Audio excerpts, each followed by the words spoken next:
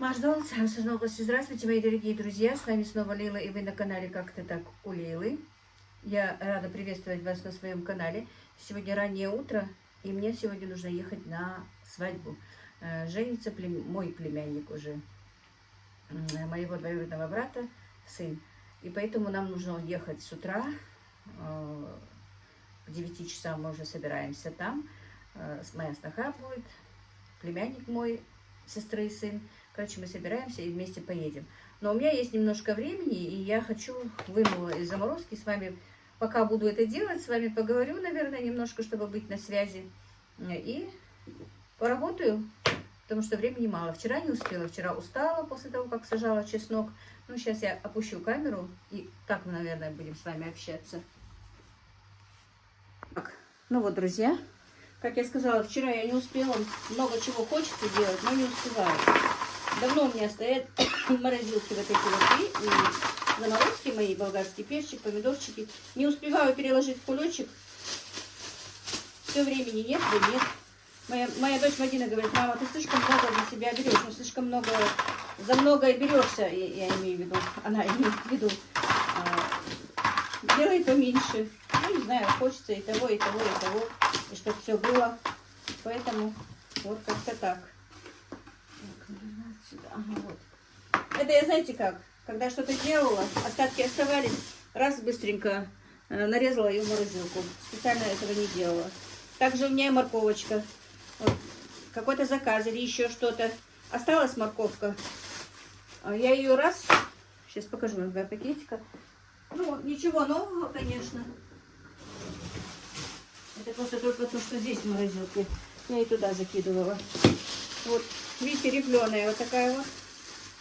Оставалась, на терке натерла, оставалась, быстро натерла и в морозилку. И потом пригодится в любое время.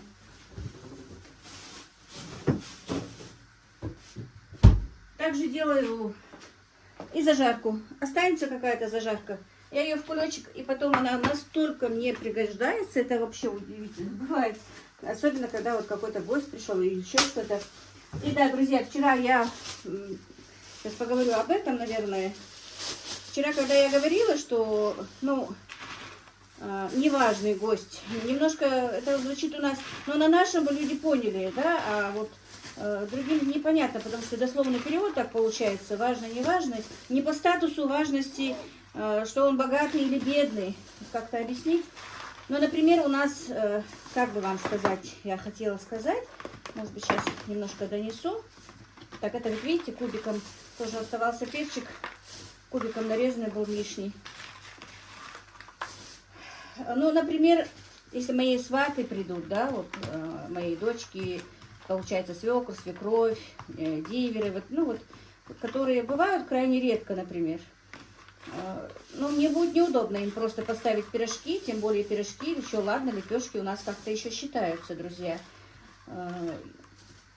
как бы таким блюдом. Ну, у нас так положено, так менталитет такие обычаи, что не из-за статуса именно, как бы вам это объяснить, даже я не знаю, что все-таки они, ну, это же не просто там соседи или мои близкие, родные, там, двоюродные братья, двоюродные сестры, родные, там, заловки. Их-то я могу же в любое время угостить и лепешками, и пирожками, что есть, поставила и все. Ну, если специально не звала. А тут, получается, эти люди бывают у меня, во-первых, крайне редко. И не то, что у меня вообще бывают редко. И они у нас как-то считаются немножко... Ну, Бехкинах Бэш, по крайней мере, вот наши знают, как это... Поэтому я вот, да, вчера я даже когда говорила, я поняла, что вот, ну, немножко буду слух резать, что важное и неважное. Вот дело в том, что вот в этом плане важное, что, конечно, я им тоже могу, но как бы более стараюсь для таких готовить более,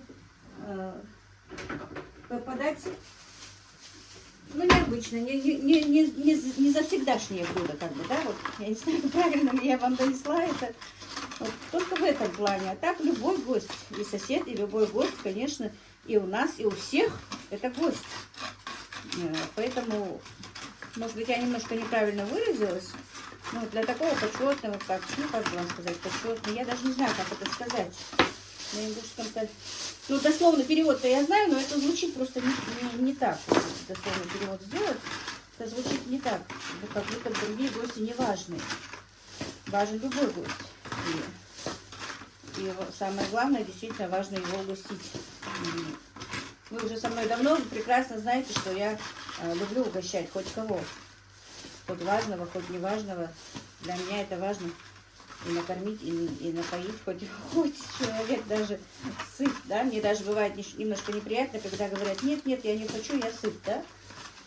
Просто все равно хочется угостить чем-то. Поэтому вот так вот, друзья. Может быть, я неправильно донесла это. Суть этого всего. Так, это помидоры. Это, конечно, я специально, это не остатки, а специально заморозила, чтобы на пиццу хоть куда. Даже мало заморозила. Сейчас уже помидоры дорогие. В прошлом году у меня заморозок было очень много. В этом году немножко поменьше, конечно. Ну, что поделать. В принципе, мы не так часто и пиццу делаем. Сколько хватит, столько хватит. У меня внучка любит очень пиццу, Аишка. Так, помыла зелень. По-моему, видно ее. Ага, мои петухи. Зелень надо быстро, потому что тоже вянет. Надо быстро ее заморозить. Нарезать да заморозить. Видите, надо было пакетики все-таки класть. Что-то я не додумалась, да? Обычно всегда даже под манты кладу пакетики, а тут вот не положила. Ничего. У меня выходит. Вот так вот, мои родные, мои дорогие. Я вам благодарна всем за ваши подписки, за ваши комментарии.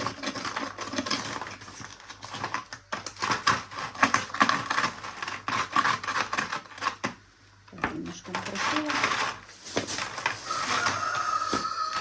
Вот так, у нас раньше говорилось, если петух вот так вот приходит к двери петухорекой, то будет гость. Может, у меня будет гость сегодня. Раз мы еще и заговорили о гости. Так, сегодня Ибрагим дома. Он делает мне остальные рядочки, чтобы посадить чеснок. У меня еще остался чеснок и лук. Я еще не посадила. Погода у нас очень хорошая. Прям солнышко-солнышко. Надо закончить огород. И потом уже, друзья, я же еще ремонт не сделала. Все, буду браться за ремонт. Ну, а то, что там грушевое повидло, яблочное повидло, это я уже, может быть, по вечерам как-то буду делать. Почему я пакеты не подкладывала? Что это такое, а?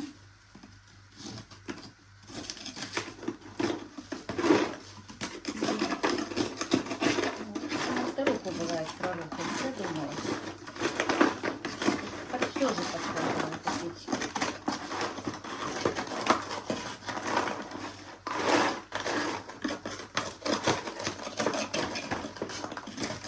Сейчас хорошо, правда? Раньше же не было таких морозилок больших, что можно все заморозить, что зимой можно есть все как будто бы в свежем виде, и ягоды, и фрукты, и помидоры, ну, в смысле овощи. Вот мне надо еще вот кабачки занесла, помыть, вряд ли я успею до поездки на свадьбу нарезать. Вот так, я понимаю.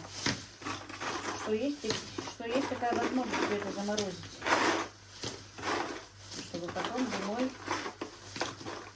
конечно, зимой, когда это все дорого, все равно раньше очень крайне редко покупалось, а сейчас просто можно нормально, как и летом, питаться и зимой. Все возможности сейчас для человека, но все равно мы считаем, что нам очень сложно жить.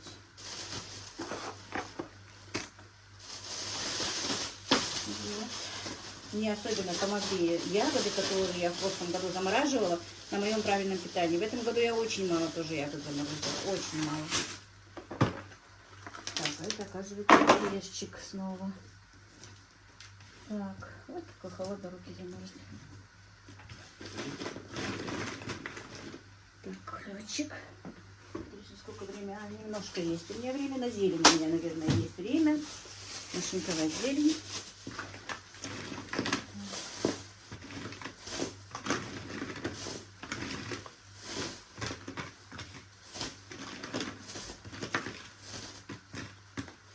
Так, у нас тут в республике вспышка, говорят, полиомиелита.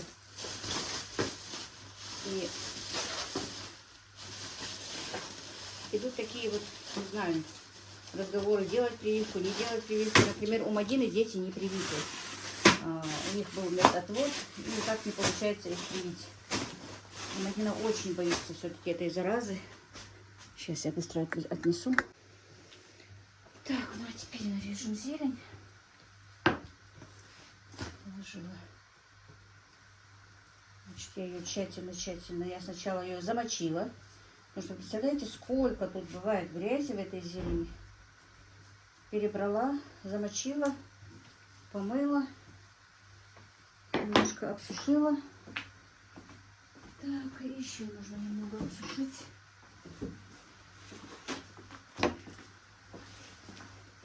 Говорят, есть в больницах заболевшие, я про полиомиелит.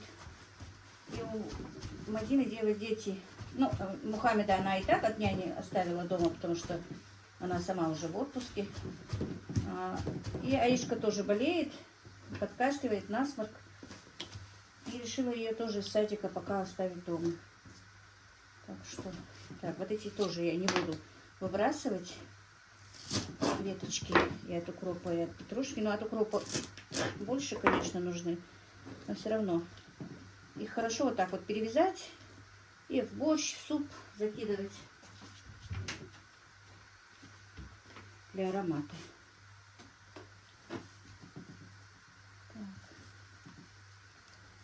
Так вот происходят у нас в республике дела, друзья. Не знаю, откуда говорят в Дагестане, не знаю, сколько правда. Мадина целыми днями здесь была, целый день сидела на этих. И у меня вот в группах очень много этих сообщений, что как. Некоторые нужно делать прививку, некоторые не нужно делать прививку. Врачи, вообще какой-то шквал всего этого было. Я говорю, вот как надо бывает всегда переживать за взрослых детей, переживаю, что с ними случится. И за маленькими переживаешь. Родителям всегда есть за что переживать, по идее, всю жизнь. Я не знаю, я не противник прививок, честно, если сказать. Не могу вам сказать точно, кто прав, кто виноват. У меня все дети были всегда привиты по порядку, как нужно, по расписанию, или как там говорится. Все прививки сделаны у них. У Мадины немножко был медотвод. Она у меня диатезная была. И дети ее то же самое. Типа диатез, но у них не диатез, а что-то такое. Ну, тоже дерматическое какое-то. Поэтому медотвод делают. Мадина, ну, где-то 1,5 года, по-моему, была в медотводе. Потом все-таки все ее прививки, все потом догналось и было сделано. Я знаю, что в последнее время очень много противников прививок. Ну, вот, как правильнее, конечно, не мне судить, не мне знать. Не знаю. У меня отец, я сама тоже очень верю врачам. У меня отец всегда верил врачам. Он говорит, врачи присланы Всевышним. И никаким там знахарям, никаким вот этим вот вещам он не доверял никогда в жизни. А врачам, да. И я даже его спрашивала, почему-то врачи, говорят, тоже, это не тоже, а врачи, говорят, присланы Всевышним. Им нужно доверять. Поэтому я как-то доверяю врачам. Не знаю. Мне даже кажется, когда мне бывало плохо, когда у меня поднималось давление, и меня везли в больницу, уже от того, что меня везут в больницу, мне уже становилось легче. Представляете? Настолько вот я как-то доверяю врачам. Конечно, во многих случаях и врачи ошибаются, но они же люди. По-любому человеческий фактор тоже не надо исключать. Вот так вот. Сегодня вообще у меня разговорные, да? И, наверное, пока вот я режу, у меня был один вопрос. Про свадьбу я еще не забыла, про обычай тоже не забыла. У меня был один вопрос. Я расскажу, что вы там, пока режу зелень. Наверное, спрашивали про мое детство. Да, про мое детство. немножко, если у меня будет минутка, сейчас расскажу про детство. Детство, если по идее считать, конечно, у меня было счастливое. Не можно считать, да, потому что я была самая младшая, можно сказать, самая любимая и у родителей, и у братьев, и у сестры. Я намного младше всех моих братьев и сестер. Сестры я младше 13 лет. Старшего брата на 9 лет и младшего брата на 7 лет. Ну, эта разница, конечно, чувствовалась. Но настолько, сколько я была любима, я столько же была и опекаема постоянно. Друзья, конечно, это очень сложно. И вообще скажу, вы знаете, как-то вот очень любить одного ребенка, мне кажется, немножко неправильно. Слишком, вот, на мне слишком большая ответственность по-любому вот, и перед родителями была, и перед мамой тоже, потому что настолько мама была, ну, настолько мама меня любила и любит, что, конечно, с моей стороны, хоть маленькая там оговорка, хоть маленькое что-то, ей намного-намного в 1000 раз бывает обиднее, и бывало обиднее. А сейчас я стараюсь вообще ее не обижать. Ну, вообще старалась не обижать, но я имею в виду, ну, вы меня поняли. Бывает же, что ты там слово скажешь или еще что-то как-то. Все-таки жизнь длинная, и обиды бывают, и ссоры бывают, и между родителями, и детьми. Вот. Ну, сказанное мной и не сделанное мной, наверное, ей в 1000 раз бывало больнее, потому что она вот намного больше меня любила всех. Вот так вот отделять вот такой вот любовью, мне кажется, все-таки, друзья, это неправильно. А действительно, ко мне мамина любовь была очень. И это мне немножко уже, когда я выросла, мешало. Когда еще маленькая была, конечно, это не братьям, не сестрам, все равно и в то время ревнуют. Но потом, когда я выросла, все-таки ревность это чувствовалась. Ревность чувствовалась со стороны сестры, да и со стороны братьев. Немножко чувствовалось и со стороны братьев, немножко чувствовалось даже со стороны снох. Это сложно, для меня это сложно было, друзья. Может быть, я вам сейчас расскажу тут, да? Вот, с детства хотела. Ну вот, я что хочу сказать, что вот так вот сильно, очень сильно выделять одного ребенка, ты, ну, по-любому ты кого-то, может быть, там выделяешь в семье больше, меньше, как-то относишься, ну, любишь одинаково, но мама тоже всех детей своих любит, но тем не менее, вот для меня это была отдельная какая-то ситуация. Это вообще что-то, ну, мне не дадут соврать, что соседи мои бывшие, что родственники, что в действительности вот я самая любимая, и мама очень-очень ко мне так относится всегда.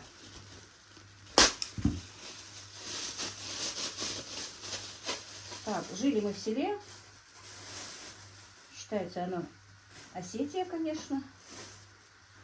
Но не будем об этом. Не хочу сейчас на этом зацикливаться. Ну, рядом с нами, можно сказать, осетин не осетин, не русских, не русскоязычных. Рядом со мной не жил. Я вам к чему это говорю, что потому что если я жила, то ну, многие спрашивают, почему, как, что я хорошо владею русским языком. Я к тому, что вот у меня близко соседей не было русскоязычных там, чтобы я общалась с ними и поэтому знать русский язык. У нас также есть села, где компактно живут и осетины, и ингуши вместе рядом, и, конечно, тогда по-любому на русском общаешься больше. Просто читала, наверное, много. Да и телевизор смотрела много. Сейчас же как дети смотрят телевизор, смотрят мультики и учат язык.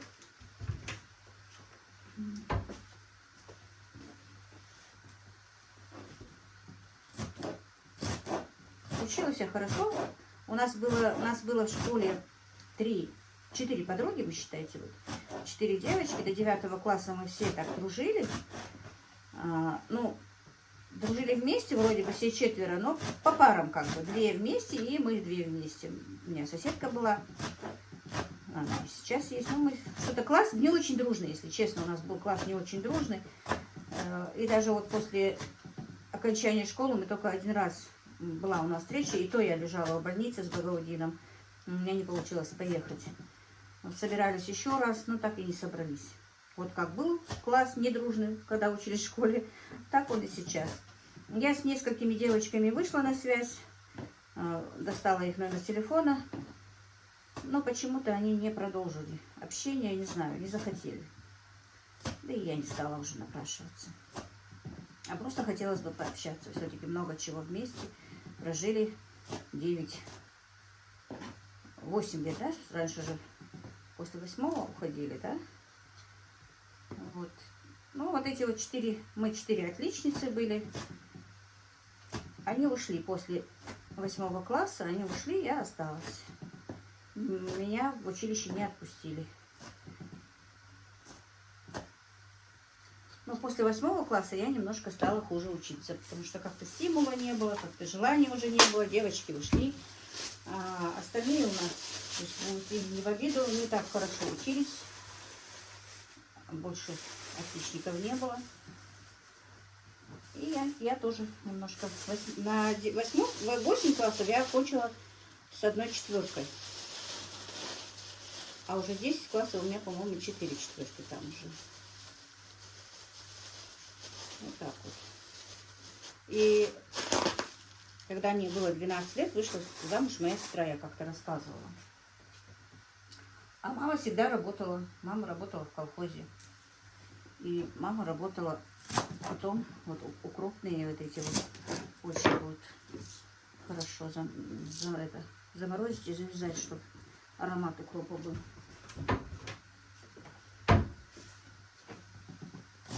И мамы не было дома, и в принципе вот 12 лет мне пришлось все вот эти вот дела по хозяйству, хоть я и была любимой, но по хозяйству мне нужно было делать все.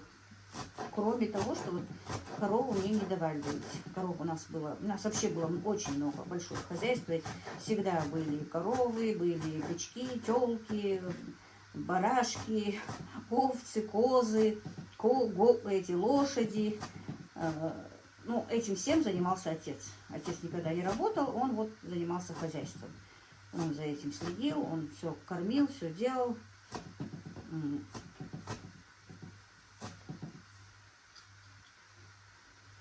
А я всегда вот, я даже помню, вот как сейчас, раньше же как, магазинов же не было, как сейчас на каждом шагу. В селе был один магазин. И этот магазин был от нас далеко, вот где мы живем. От него он был очень далеко, но по пути в школу. Школа тоже была далеко. По пути в школу. Ну, где-то сколько? Наверное, минут 25-30 пешком мне нужно было идти в школу. И я завидовала девчонкам, которые, подружкам своим, которые идут просто обратно домой с портфелем в руках. Мне всегда приходилось покупать хлеб, покупать то, что нужно вот в магазине, продукты какие-то, чтобы потом... Они все возвращались, они шли домой, клали свой портфель, если им надо вернуться, купить что-то. Возвращались обратно и покупали хлеб или еще что-то. А мне, чтобы я не тратила много времени... Мама сразу говорила, будешь идти домой, по пути купишь. Я всегда таскала эти авоськи. Хоть у нас и семья была небольшая, потому что сестра вышла замуж, старший брат где-то, когда я училась, в 9 классе женился, уехал, даже раньше уехал, он уехал сначала не женатым. После института бывали же раньше распределения, и его распределили на север, он жил у нас в Норильске. Его дома не было, считайте, я, мама и мой брат, 4. Ну, по ингушским, по кавказским меркам это небольшая семья. Но всегда бывали гости по-любому. И всегда каждый день приходилось 2-3 булки хлеба однозначно покупать, уже не говоря что-нибудь, что другое. Вот это вот в моей памяти так и засело, что вот в моем детстве мне было очень сложно, что мне нужно идти домой, хлебом, с портфелем, с сумкой. Ну, раньше же не было пакетов, были сетки с сеточкой или сумочкой, которую мама сама шила. Вот это вот было самое сложное для меня. А в принципе, вот как я говорила, и при встрече трудом надо воспитывать детей, да? Мама меня тоже всегда, насколько была любимой, но все равно я всегда трудилась. У нас, я уже рассказывала один раз, у нас была соседка, и моя одноклассница, мама моей одноклассницы, она работала надомницей в Владикавказе. И вот она там им нужно было вязать носки на дому, там им нужно было и платки такие вот бывают, платки типа таких вот расписные какие-то посадки, типа до таких вот, они как бы они назывались, я не помню сейчас материал, но теплые платки, у которых висит бахрома, они такие бывают в цветах, такие вот большие платки, и русские вот эти женщины носят их, и на плечах носят, и так носят. Вот эти вот платки, надо было на эти платки вешать бахрому. Это тоже была надомная работа. И, по-моему, какой-то не то, что там рубль, то ли 2 копейки, то ли 3 копейки давали за этот один платок. Вот. Летом, конечно, я всегда после школы, вот приходила после школы, мне нужно было быстро все убрать, прибрать. В обед практически никого дома не бывало. Если нужно приготовить обед. Ужин-то, конечно, 100% на мне был. Надо было готовить, пока мама придет. В летний период у нас было очень много птицы. Мне надо было ухаживать за птицей. Так что времени у меня вообще практически не бывало. Так.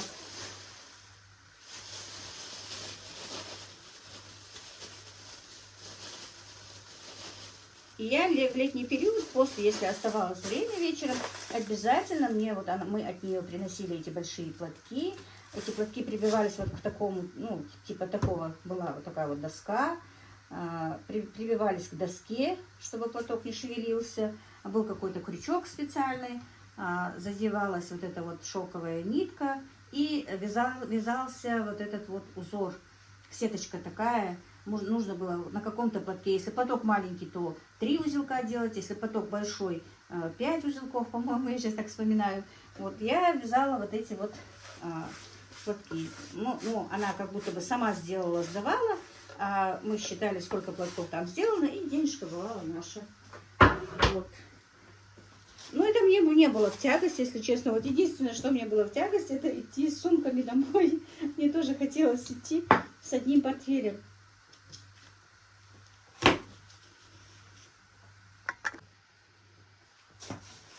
Мне нравилось, и вязать нравилось. Так, это уже времени мало, пока я сейчас не надо собираться. Пока положу сюда вот так вот пакет.